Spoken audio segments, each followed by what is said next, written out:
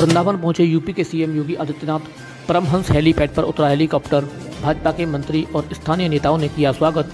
बांके बिहारी मंदिर के किए दर्शन। वृंदावन में यमुना किनारे 16 तारीख से शुरू होने वाले वैष्णव बैठक का लिया जायजा। कुंभ पूर्व आयोजित होने वाली वैष्णव बैठक स्थल से किया सभा को संबोधित। सभा स्थल से किया 411 करोड़ की परियोजनाओं का लोकार्पण। प्रदेश सरकार ने मेरे सहयोगी मंत्रीगण चौधरी लक्ष्मी नारायण जी, पंडित श्रीकांत शर्मा जी, डॉक्टर महेंद्र सिंह जी, यहाँ के लोकप्रिय सांसद श्रीमती हेमा मालिनी जी, यहाँ के जो हमारे महापौर हैं श्री मुकेश आर्य बंधु हैं, हमारे विधायक बलदेव और विधायक गोवर्धन भी यहाँ पर मौजूद हैं।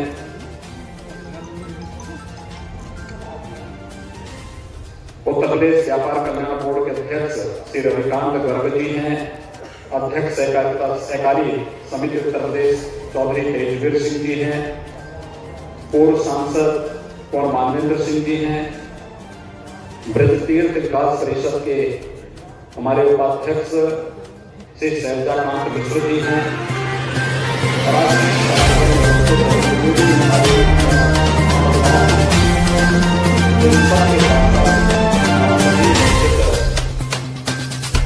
सभी भाइयों बहनों का, पत्रकार मित्रों का मैं हृदय से स्वागत और अभिनंदन करते हुए सबसे पहले आप सभी वृंदावन वासियों को, ब्रज क्षेत्र में निवास करने वाले आप सभी नागरिकों को इस वैष्णव कुंभ के लिए हृदय से बधाई। कुंभ पूर्व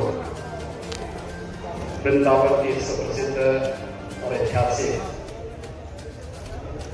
वैष्णव बैठक जो वास्तव में वृंदावन कुंभ के रूप में ही अब तो विख्यात होने की ओर अग्रसर है। इस अवसर पर मैं क्या मुझे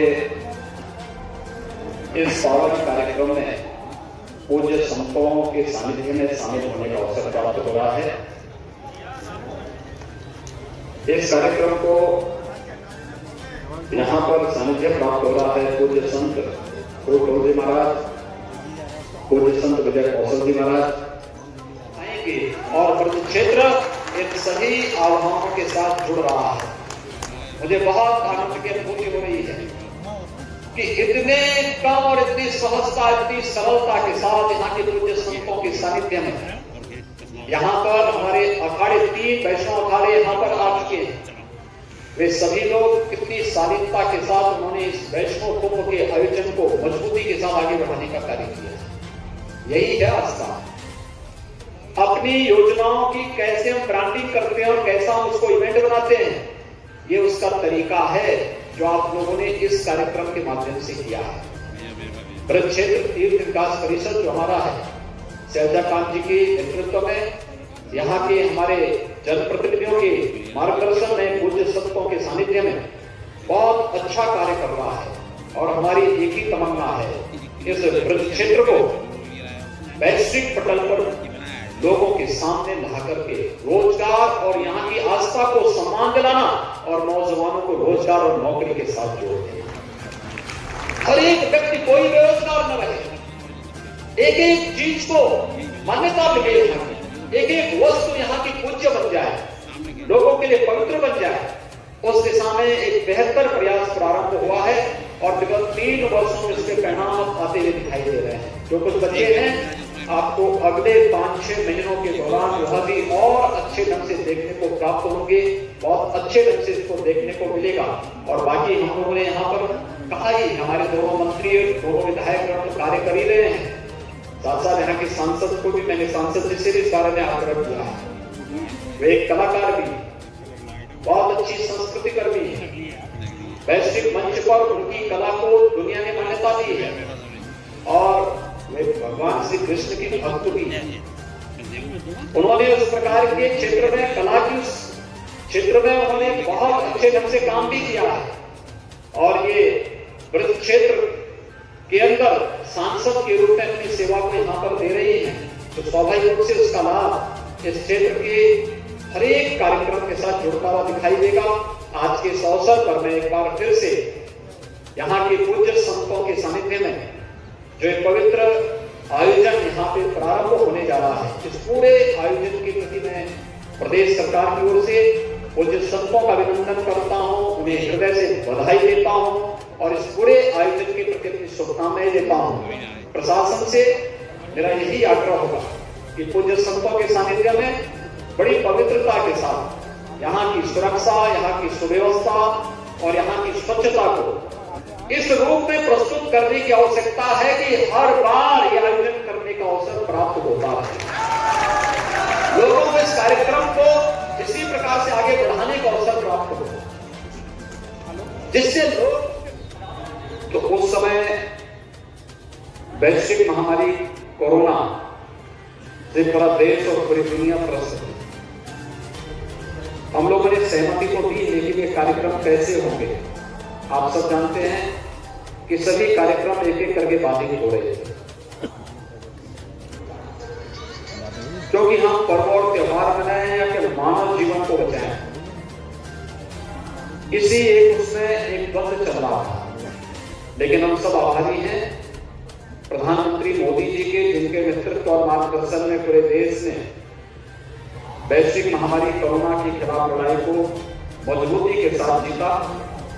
बेहतर कोरोना प्रबंधन के साथ ही दुनिया के अंदर भारत एकमात्र देश है जिसने 2 स्वदेशी वैक्सीन देकर के इस देशवासियों को और भारत के मित्र देशों के सभी नागरिकों को बचाने के लिए कोरोना की वैक्सीन भी दिया जा रहा है और साथ साथ सभी अपने कार्यक्रमों को मजबूती के साथ आगे भी बढ़ाया जा रहा है।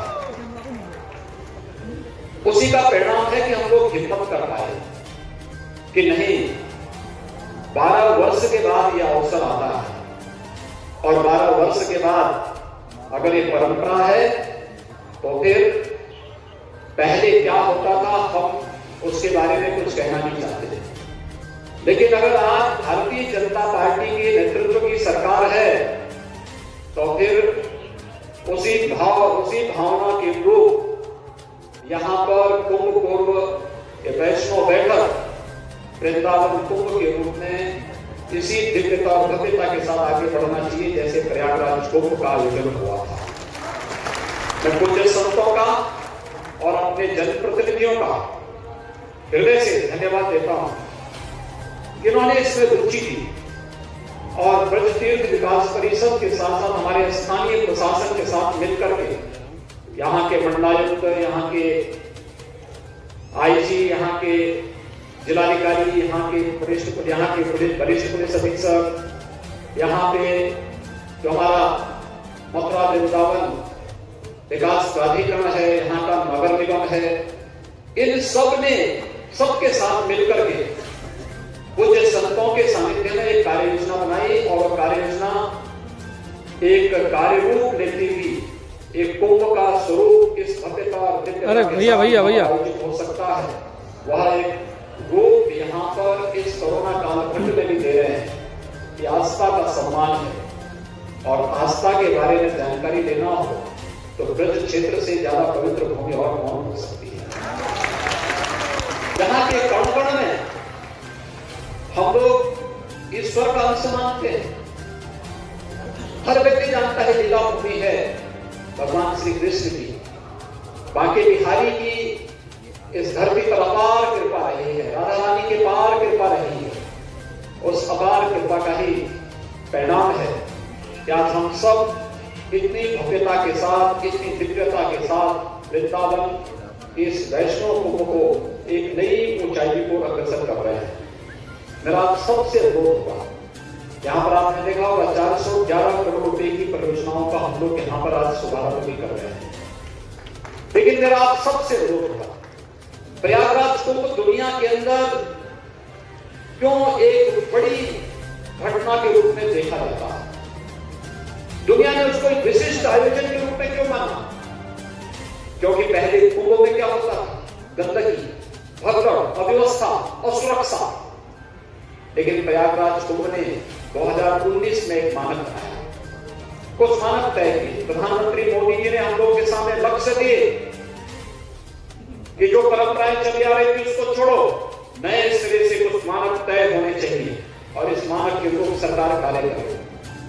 हमारी पूरी टीम ने पूज्य संतों के सानिध्य में उस कार्यक्रम को आगे बढ़ाया और कुंभ सुव्यवस्था, स्वच्छता और सुरक्षा का एक मानक जो तय किया, यूनेस्को को यह कहना पड़ा कि प्रयागराज कुंभ मानवता के मूल सांस्कृतिक धरोहर है। हमारी विरासत कितनी समृद्ध है और ब्रज क्षेत्र को तो इसके बारे में कहना ही क्या है। अत्यंत समृद्ध परंपरा है। जितनी समृद्ध परंपरा आपकी है विगत 500 वर्षों का लेकिन इतिहास आपके सामने है। अगर ये 5000 वर्षों के इतिहास को दुनिया के सामने रखना प्रारंभ कर देंगे, दुनिया के पास इतनी प्राचीन और इतनी समृद्ध सांस्कृतिक विरासत किसी के पास नहीं है जो आपके पास है। और इसलिए क्षेत्र के आप सभी भाइयों बहनों से मैं यही आह्वान करूंगा, हमें अपनी परंपरा और अपनी सांस्कृतिक विरासत पर गौरव की अनुभूति करनी चाहिए। मैं तो आप सबको इस बात के लिए आश्वस्त करने के लिए आया हूं, ये कृपा इस धरती ने हम पर की है कि हमें सेवा का अवसर मिला है, हम सेवा कर पा रहे हैं। हमारा जन्म और जीवन दोनों धन्य हो रहा है इन सब कार्यक्रमों के साथ जुड़ करके, क्योंकि इन सब के लिए तो मनुष्य बार बार जन्म लेता है। और यह कार्य आज यहाँ के हमारे जो जनप्रतिनिधिगण हैं, माननीय सांसद जी हैं, हमारे मंत्री हैं, हमारे विधायकगण हैं, महापौर हैं, पदाधिकारी हैं, संगठनों से जुड़े हुए अध्यक्षगण हैं, ये सभी लोग मिलकर के प्रशासन के साथ पूज्य संतों के सानिध्य में जो कुछ भी कर पा रहे हैं, इसलिए कर पा रहे हैं। हमें ब्रज क्षेत्र को एक नई पहचान देनी है। यहाँ की आध्यात्मिक और सांस्कृतिक विरासत को चूड़े बनाए रखते हुए हम लोग इसे दुनिया के सामने एक नए स्वरूप में प्रस्तुत करने का कार्य करेंगे। आज यहाँ पे गौ सेवा का काम हो रहा है। मैं आप सबका आह्वान करूंगा, प्रदेश सरकार ने गौ सेवा के लिए, निराश्रित गौ वंश के संरक्षण के लिए कुछ विशिष्ट योजनाएं चलाई हैं। आप सभी उसके साथ जुड़िए। मेरा यह मानना है, जब तक गौ सेवा का कार्य इस ब्रज क्षेत्र में होगा, ब्रज क्षेत्र धन धान्य से परिपूर्ण होकर के भगवान श्री कृष्ण की स्मृतियों को हम सबके लिए हमेशा जीवंतता प्रदान करती रहेगी। इसलिए गौ सेवा यहाँ की पहचान बननी चाहिए और गौ सेवा के साथ हम आपके साथ हम सबको जुड़ना चाहिए। और यहाँ पे बहुत अच्छी गौ सेवा होती है। दूसरा, यहाँ पे यमुना जी की निर्मलता को लेकर भाइयों बहनों, आज हम सब यहाँ पर कुछ ही देर के बाद देवरा बाबा घाट पर जाएंगे, वहां यमुना जी की आरती भी करेंगे। वास्तव में यमुना के साथ हम सब की स्मृतियां जुड़ी हुई हैं, हमारे पूर्वजों की स्मृतियां जुड़ी हुई हैं, भगवान श्री कृष्ण की स्मृतियां जुड़ी हुई हैं, इस वृंदावन की स्मृतियां जुड़ी हुई हैं। तो स्वाभाविक रूप से यमुना जी की निर्मलता के लिए हमें कार्य करना है। और मैं बार बार इस बात को कह चुका हूं कि नमामि गंगे परियोजना के माध्यम से कभी कानपुर में 14 करोड़ लीटर शिविर गिरता था गंगा जी में, और आज आप जाएंगे सीसामऊ में एक बूंद भी शिविर नहीं गिरता है, एक बूंद शिविर नहीं गिरता है गंगा जी में। जाजमऊ में उसके नीचे कोई जलीय जीव बचा ही नहीं था गंगा जी में। आज वहां पे किसी भी ड्रेनेज का गंदा पानी या कोई भी एक्सीडेंट गंगा जी में नहीं गिरता है। कानपुर सबसे क्रिटिकल पॉइंट था, गंगोत्री से लेकर गंगा सागर तक गंगा जी का, और ऐसी क्रिटिकल पॉइंट बना हुआ है यमुना जी का, यमुनोत्री से लेकर के प्रयागराज के बीच में वह है दिल्ली। अगर कानपुर नमामि गंगे परियोजना के माध्यम से निर्भर हो सकता है, तो दिल्ली के अंदर दिल्ली की राज्य सरकार यमुना जी को शुद्ध कर ले और बाकी की जिम्मेदारी हमारी है। बाकी की जिम्मेदारी हमारी है। हम यमुना जी के जल को केवल स्नान करने नहीं बल्कि आचमन करने लायक बनाना चाहते हैं, और इस दिशा में हम सबका प्रयास होना चाहिए। ये प्रयास फलीभूत हो, ये हम सबको यमुना मैया से प्रार्थना करनी चाहिए, क्योंकि यमुना मैया की कृपा अवश्य बरसेगी हम सब, वो तो हमेशा बरसाती रही है। हमने कभी वो आशीर्वाद लेने का प्रयास नहीं किया। यहाँ के तो कण कण से वो आशीर्वाद प्राप्त होता है, इसलिए मेरे साथ जल शक्ति मंत्री भी यहाँ पर सामने आ रहे हैं। ये सभी कार्य को देखने के लिए कैसे कार्य योजनाओं को आगे बढ़ाएंगे। भारत सरकार के जल शक्ति